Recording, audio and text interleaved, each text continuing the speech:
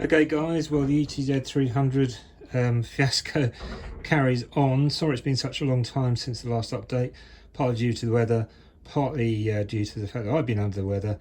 Anyway, I made a little bit further forward and need your advice on this one, so please comments down below. Anyway, let's see what we're looking at today.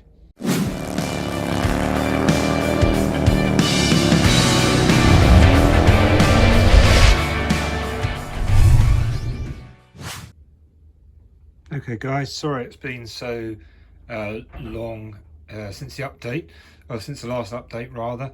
Trying to do most of the work on the drive, which is impossible in the current weather, and I've been under the weather as well, so apologies, there's been quite a delay.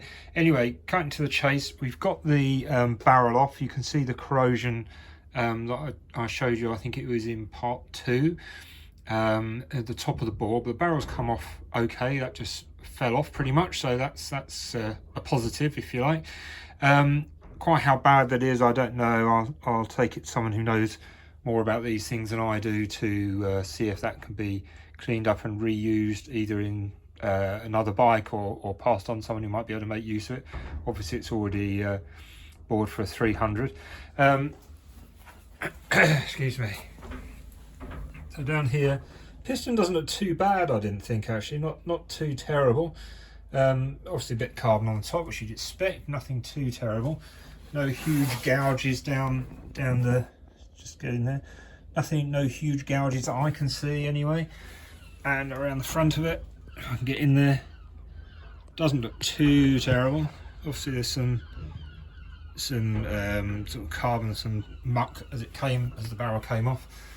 That's not too terrible, I think. So what I'll do is I'm going to take the piston off and give it a good clean, and then see if basically if there's any life in it, or whether it's just basically scrap, because obviously these are like hen's teeth, these mild forged pistons that they put in the ETZ300s.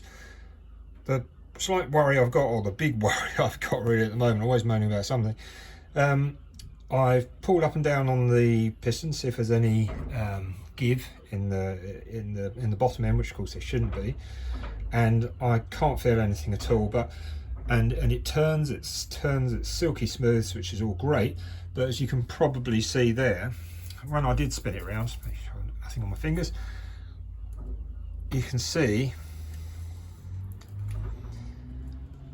sort of the webs on the crank. It looks to me suspiciously as though it's had some moisture in there, or it's some damp or something at the bottom has got in, so there's some rust on there. Now, even though everything feels silky smooth, I'm now concerning myself and saying, well, there's obviously been some moisture in there for that to corrode, because it wouldn't obviously corrode unless there had been. Does that mean even though they feel okay, that either the big end or the mains are going to be shot? Or is it going to be a question that it might feel okay, but then I run it and it runs okay, but then when, say, 500 miles, the mains go out, or the big end starts sort of making a nuisance of itself? So, dilemma at the moment is to what do I do next? Do I say, basically, no, I can't trust that crank. I don't want to put the rebored barrel and new piston kit on it, and then only have to strip it all down again and find that because there's all muck flying around, that's also written off the new piston and barrel, because that's just starting to get silly, frankly. Or what do I do? Do I take a risk, or what do I do? Or do I just go whole hog and say, well, let's strip the motor right down, which I've never delved into something that deep before. So even though it's not a big job for you guys and more experienced than me, for me that's kind of a big deal. So what I'm going to do next, I'm just going to sorry, as I say, this is in the garage, obviously, rather than outside, because the weather's so bad. And I'm sure you've already noticed, someone did point out to me, he said, whatever you do, when you drop the engine down a bit, make sure you drain the gearbox oil out of it. Oh yeah, I'll do that. And of course, like a numpty, I didn't. So I'm sitting there scratching my head over the various bits and pieces I was looking at, and suddenly I noticed this red lake of gearbox oil that's spreading across the garage floor. So hopefully I'll clear that up before my other half gets back this afternoon. So as I say, sorry, it's all a bit handheld for this one, so it's all a bit a bit amateurish, so apologies for that. So what I'm going to do is I'm just going to pop you down for a sec, and then I'm just going to try and take this piston off, and then I just want to make sure that I couldn't feel anything, I don't think, but I just want to make sure that if I've got the piston off, so I can actually pull directly easily on the con rod rather than be pulling the piston, so I can tell, just to make absolutely sure there's no movement in that bottom end. Okay, bear with me 1 second.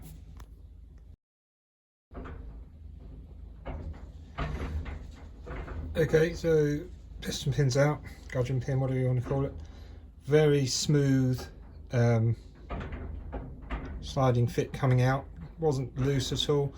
It's marked, but it's not scored or anything too terrible, I don't think, to my untrained eye. It's done 32,000, so it looked fairly good nick to me anyway. So let's try that again. Oh.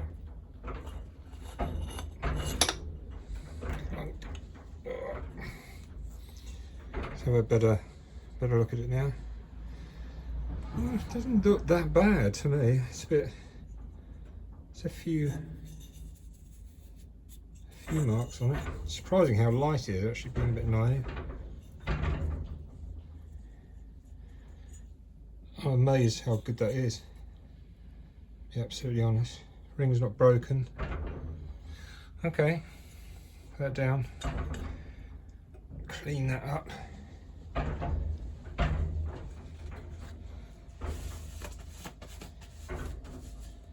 See what you got in here.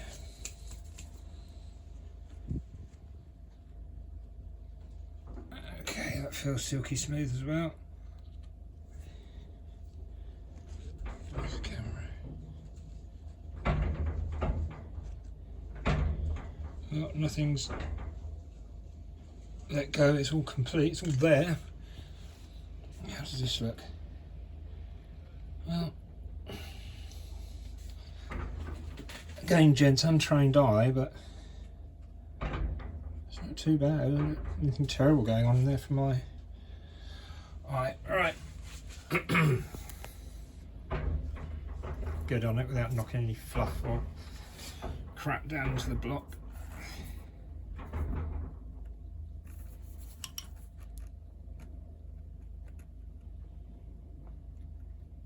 I can rock it, but yeah.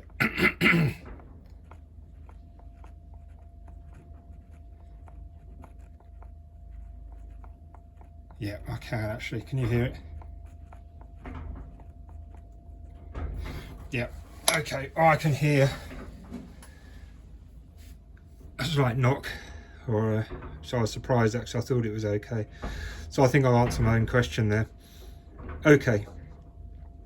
Right. Without further ado, then what I'm going to do is I'm going to ask around. So if you know of any engines. Excuse me, if you know of any engines for just a straight 250 going, then please let me know. Otherwise I'm going to have to put my big boy pants on, I think, and strip this down in its entirety and get it on the bench, because having played with that there, much though, it's a real shame, I think. Sorry I'm rambling, but it's a real shame, because I think this was in pretty good nick before the damp got to it. It's remarkable in how good nick it is when it's done 32,000 on two-stroke, and I know these are long-lived and under stress, but to me that's remarkable how good condition that's in.